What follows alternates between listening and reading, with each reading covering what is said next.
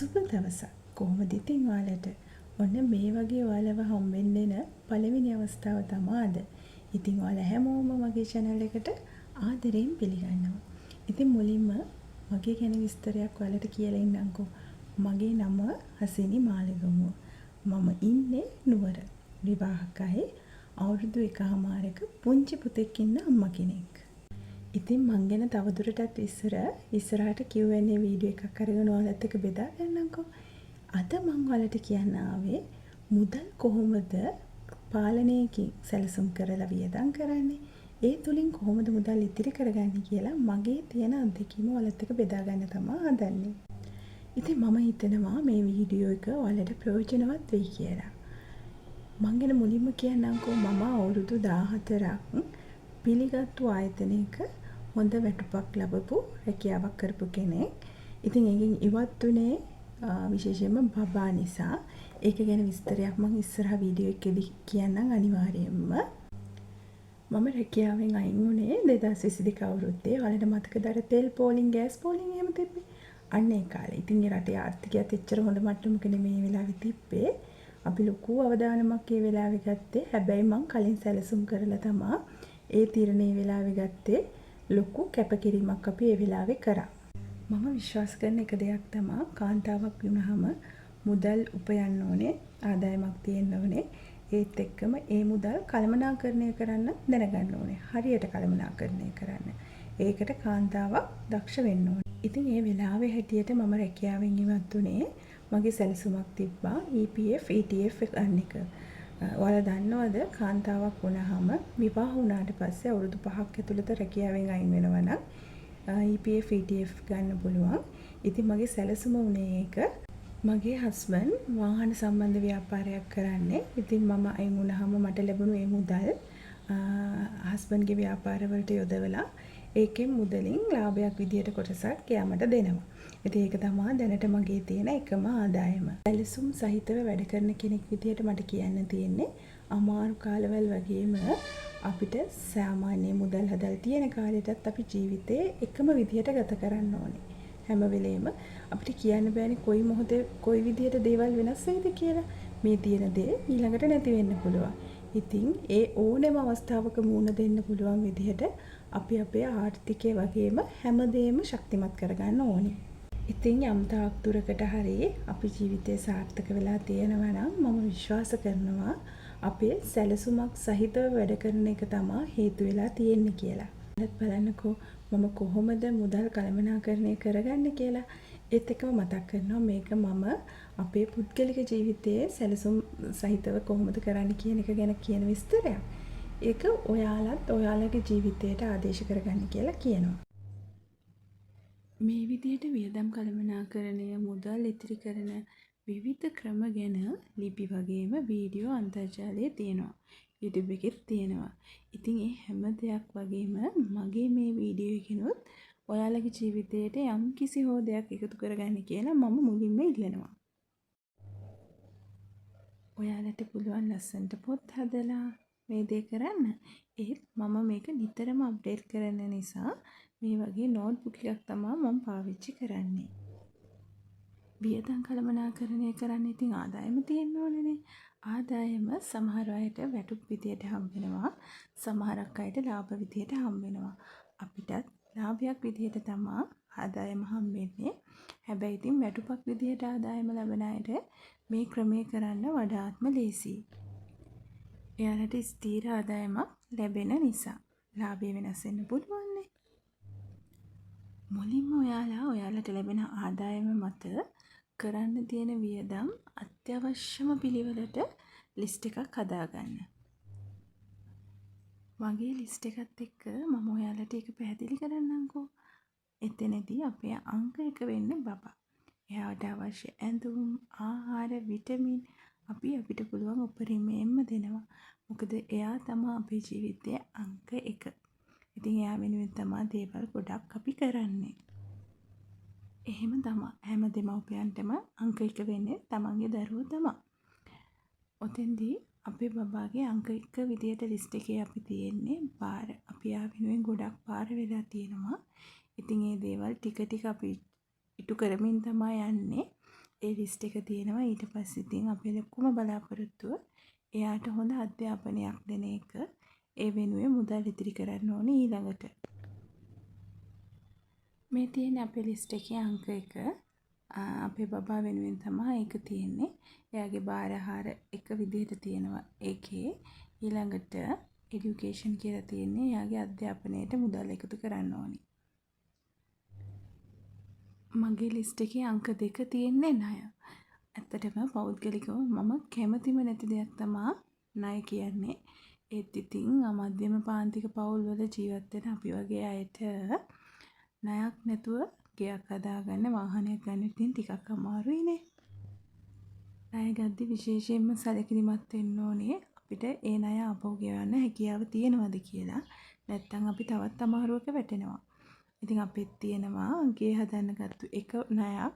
ඒත් එක්කම වාහනේ ලීස් එක තියෙනවා. ඉතින් ඒ ණය දෙක තමයි අපේ තියෙන්නේ.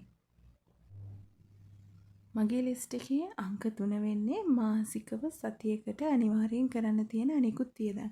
ඒ කියන්නේ ඉන්ෂුරන්ස් එක, එතකොට වතුර බිල්, විදුලි බිල්, ෆෝන් බිල් එක, එතකොට TV, fix phone line bill එක, එතකොට ග්‍රොසරි බඩු, මන්ත්ලි ග්‍රොසරි බඩුවේ අපි සතියන්තේ ගන්න බඩුයි. ඒ වගේ අනිවාර්යෙන් කරන්න ඕන දේවල් තමයි ඒ ලිස්ට් එකේ තියෙන්නේ. ඔයාලත් මේ වගේ අත්‍යවශ්‍ය ලිස්ට් එකක් හදාගෙන බලන්නකෝ. එතකොට ඔයාලට නොදැනීම අනවශ්‍ය වියදම් ටික කපා ඇරිලා යයි.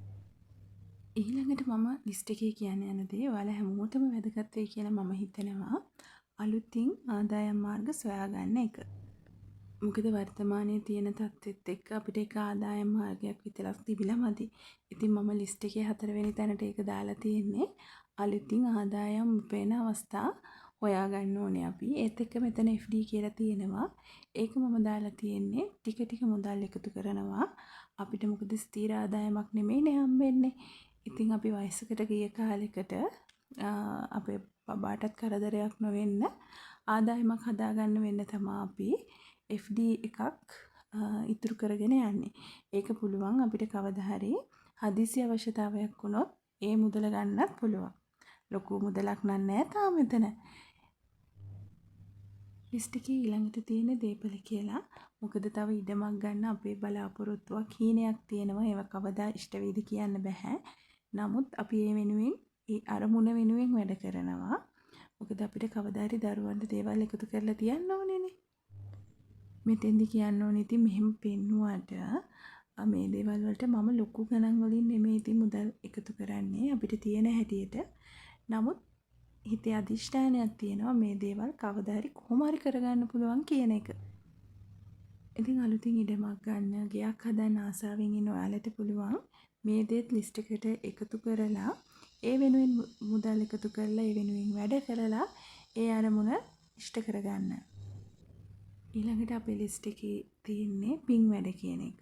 ඉතින් මායි හස්බන්ඩ්ුයි නිතරම අපිට පුළුවන් විදියට තව කෙනෙක් වෙනුවෙන් දේවල් දෙන්න, දානමාන දෙන්න පුළුවන් හැකියට උත්සාහ කරනවා.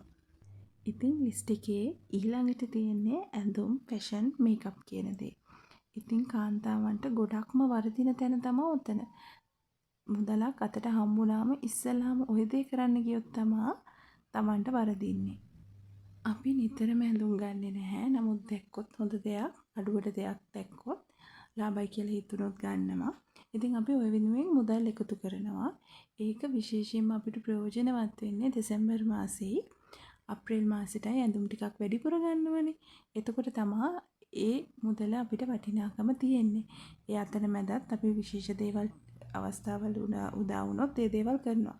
විශේෂයෙන් උපන්දිනයක් ඒ වගේ දේවල් තිබුණොත්. ඉතින් ඔයාලට තියෙන විදියට අඩුම ගානේ රුපියල් 500කින් වගේ මුදල් එකතු කරලා බලන්නකෝ. එතකොට ඔයාලට අප්‍රේල් වෙද්දී දෙසැම්බර් වෙද්දී වගේ වියදම් වැඩි කාර්යවල වලට ඒක හරිම ලේසි වෙයි. ඊළඟට මගේ ලිස්ට් එකේ තියෙන এডুকেෂන්.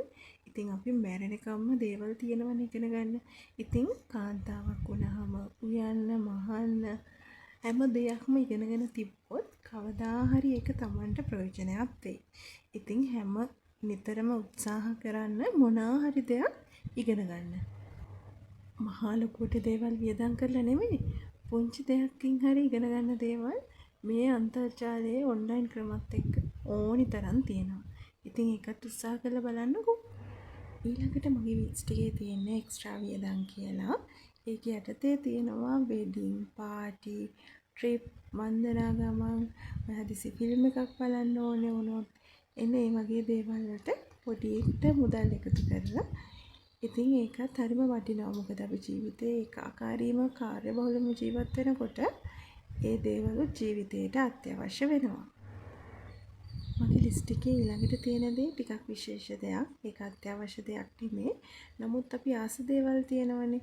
ඔය රත්තරන් බඩු, එතකොට බ්‍රෑන්ඩඩ් බඩු තියෙන්නේ. ඔය සපත්තු, ඇඳුම්, බ්‍රෑන්ඩඩ් දේවල් ගොඩක් කල් පාවිච්චි කරන්න පුළුවන් ගත්තාම. ඉතින් ඒවා ලොකු මුදලක් වෙනවා. එකපාර ගන්න බෑ. ඉතින් ඒවටත් මුදල් එකතු කරලා තමයි ගන්න ඕනෙන්නේ. මේ දේවල් මම ඔයාලට ගන්න කියනවා නෙමෙයි. ඉතින් Tamanට පුළුවන් විදිහට මේ දේවල් ළඟා කරගන්න උත්සාහ කරන්න. රත්තරන් බඩු නම් දැන් ඉතින් හදන්න හිතන්නවත් අමාරුයි. හැබැයි අපි ඒ කාලේ රත්තරන් බඩු හදලා තියාගන්න ඒවා දැන් මිලෙන් වැඩි. ඉතින් ඒක අපිට හදිසි අවශ්‍යතාවල වෙනදිත් පාවිච්චි කරන්න පුළුවන්. ඉතින් උත්සාහ කරලා බලන්න. බැරි වෙන එකක් නෑ ඔයාලට. ඒ ගැන මම මොකද කරන්න කියලා ඔයාලට මම කියන්නම්කෝ. ඉතින් මම රස්සාව කරන කාලේ නම් මම රත්තරන් බඩු නිතරම හදාගත්තා පුළුවන් විදිහට. ඉතින් වියදම් වැඩි ආදායම අඩුව කාලයක් නේ දැන් තියෙන්නේ. එතකොට මට ඒක ටිකක් අමාරුයි. ඒත් මම උත්සාහය අත්හැරලා නැහැ. ඉතින් මම දැන් කරන්නේ අපි උපන්දින තියෙනවනේ හස්බන්ඩ්ගේ මගේ අන්න ඒ වලට ඔය බ්‍රෑන්ඩඩ් දේවල්, හොඳ ක්වොලිටි දේවල් දෙනවා. ඒත් එකම රත්තරන් බඩු නම් දැන් නම් ටිකක් අමාරුයි. හැබැයි ඉතින් අපිට පවුමක් කියලා හදන්න ඕනෙත් නැහැනේ. පොඩි ප්‍රමාණයක හදලා ඊළඟ පාර ඒකට එකතු කරලා තව වැඩි කරන්න පුළුවන්. ඒ ගැන මම ඉස්සරහට ඔයගොල්ලන්ට කියලා දෙන්නම්. ඊළඟට මගේ ලිස්ට් එකේ තියෙන දේත් අපි හැමෝම අමාරුවේ වැටෙන තැනක්. මොකද ඔය සුකුරුත්තම් කියලා කියන්නේ. ඉතින් අපි ටවුන් එකට ගියාම දකින දේවල් ගන්න ආස හිතෙනවනේ. ඉතින් ඒකත් මේ ලිස්ට් එකට දැම්මොත් Tamanට ඒකෙනුත් අත්‍යවශ්‍ය දේවල් මොනවද කියලා තීරණය කරොත් ඒකට වෙන් කරන මුදල් ප්‍රමාණයක් තියෙනවනේ. ඉතින් ඒක ඒ කාලෙට තමයි ගන්න පුළුවන් වෙන්නේ. එතකොට අනවශ්‍ය මුදල් නාස්තියක් වෙන්නෙත් නැහැ. ඔතෙන්ද හිතන්න ඕනේ Tamanට මුලින්ම අත්‍යවශ්‍ය මොකක්ද කියලා. නිකමට හිතුවොත් අපි මේ වගේ දේවල් ගොඩාක් ගෙදර පුරවගන්නේ අපිට අත්‍යවශ්‍ය දේවල් නෙමෙයිනේ. අත්‍යවශ්‍යම දෙයක් තියාගෙන තව අනවශ්‍ය දෙයක් කොට ගහ ගන්නවා. ඉතින් ඒ ගැන චුට්ටක් හිතලා බලන්නකෝ. ඊළඟට ලිස්ට් එකේ තියෙන්නේ මටම ආවේනික දෙයක්. ඔය ගෙදර බඩු කියලා තියෙන්නේ. ඔයාලටත් මේක අදාළ වෙයි. මම ඔයාලට කලින් කිව්වනේ අපේ ගෙදර තාම හදලා ඉවර නැහැ. තව හදන්න දේවල් ගොඩක් තියෙනවා. ගෙදර අඩුපාඩු බඩු මුට්ටුත් තියෙනවා. ඉතින් ඒ දේවල් මම හිතින් හිතලා ලිස්ට් එකක් හදාගෙන තියෙනවා. ඒ දේවල් ටික මුදල් එකතු කර ගන්නවා. මේක තමයි මගේ හීනයක් ඇත්තටම. මේ දේවල් ටික කරලා ඉවර වුණා කියන්නේ මං හිතනවා අපේ ගේ සම්පූර්ණයෙන් හදලා ඉවරයි කියලා. ඔයාලත් එක මං එදා බෙදාගත්තේ වොෆල් මේක එකත් ඔය ලිස්ට් එකේ තිබ්බ එකක්. ඊළඟට මගේ ලිස්ට් එකේ තියෙන්නේ රේඩියෝ එකක් ගන්න එක. අපේ ගෙදර රේඩියෝ එකක් නැහැ. ඉතින් මුදල් එකතු කරලා ඒ දේත් කරගන්නවා. අනික මේ වගේ ලිස්ට් එකෙන් දෙයක් කරගත්තාම Tamanට හරිම සතුටක් දැනෙනවා. මොකද තමන් මහන්සියෙන් එකතු කරලා ඒ දේවල් ජයග්‍රහණය කරපුවාම. ඉතින් ඔයාලත් පොඩ්ඩක් කල්පනා කරලා මෙන්න මේ වගේ ලිස්ට් එකකට ඔයාලගේ අවශ්‍ය දේවල් ටික දාලා හදාගන්නකෝ. මහා ලොකු මුදල් ඉතුරුවක් නෙමෙයි. ටික Tamanට පුළුවන් විදියට රුපියල් 500,000 හරි කමක් නැහැ. ඒ වෙනුවෙන් එකතු කරන්න. ඕක තමයි ඉතින් මගේ ලිස්ට් එක. ඊළඟට මම ඔයාලට කියන්න හදන්නේ තවත් වැදගත් දෙයක්. ඒ එකතු කරන මුදල් ඔයාලා කොහොමද තියාගෙන ඉන්නේ? සමහරු තියන් ඉන්නවා ලියුම් කවර දාලා ඒ වගේ වෙනම. හැබැයි මම මේ කියන්නේ මම කරන දේ. ඉතින් අද වඩාත් ජනප්‍රිය දෙයක් නේ ඔන්ලයින් බැංකින් කියන එක. අනික හැමෝටම ස්මාර්ට් ෆෝන් එකක් තියෙනවා. හැම බැංකුවකම වගේ මේ ඔන්ලයින් බැංකින් කියන ක්‍රමය තියෙනවා. ඉතින් ඒක Tamanටම පුළුවන් FD එකක් ෆෝන් එකෙන්ම දාගන්න. චුට්ටක් හොයලා බලන්න ඔයාලත්. මම ඒක නිතරම කරන දෙයක්. ඉතින් අපි එකතු කරන මුදල් FD එකක් විදිහට දාලා තිබුණොත් ඒකටත් පොලියක් හැදෙනවා. ඔයාලා දන්නවද? සේවිංස් account එකකටත් පොලියක් හැදෙනවා.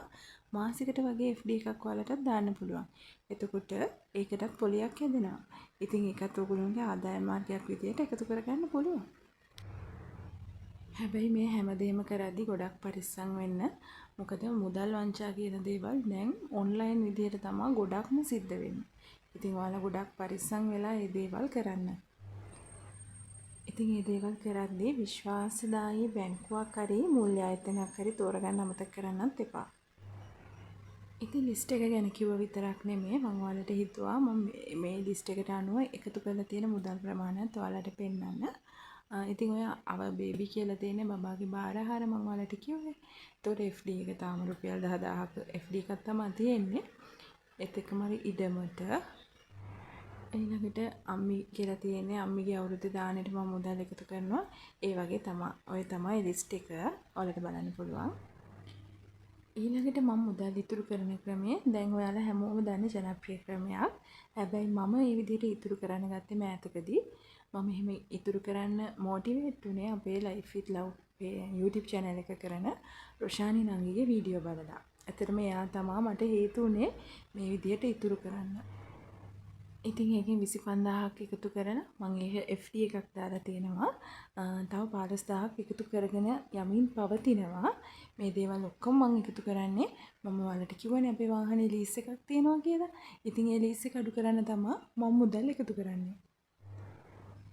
ඉතින් ඔයාලටත් පුළුවන් මගේ මේ වීඩියෝ එකක් බලලා ඔයාලගේ ජීවිතේටත් මොනවා හරි දෙයක් වටිනා දෙයක් එකතු කරගන්න. ඔයාලා පොඩ්ඩක් කල්පනා කරලා බලන්න මගේ මේ ලිස්ට් එක හැමදේම සමබරව බෙදලා යන විදිහට තමයි මම වියදම් බෙදාගෙන තියෙන්නේ. අපි ජීවිතෙත් ඒ වගේ තමයි අපි ජීවිතේ ගත කරන්න ඕන හැමදේම සමබරව තමයි. ඉතින් අපි හැමෝටම සමහර කාලවල වලට මුදල් තියෙනවා සමහර කාලවල වලට මුදල් නැති කාලවල එනවා. ඉතින් ඒ හැම කාලෙකදීම සමබරව සැහැල්ලුවෙන් ජීවිතේ ගත කරන්න මෙන්න මේ වගේ වියදම් බෙදාගෙන වියදම් කරලා ඔයාලගේ ජීවිතේටත් දෙයක් එකතු කරගන්න කියලා මම ඉල්ලලා හිටිනවා. මම හිතනවා මේ වීඩියෝ එක ඔයාලගේ ජීවිතේටත් ප්‍රයෝජනවත් යමක් ගන්න තියෙන්නේ නැති කියලා. ඉතින් ඉස්සරහටත් මේ වගේ වීඩියෝ එකකින් ආයෙත් හම්බෙමු. එතකන් සතුටින් ඉන්න.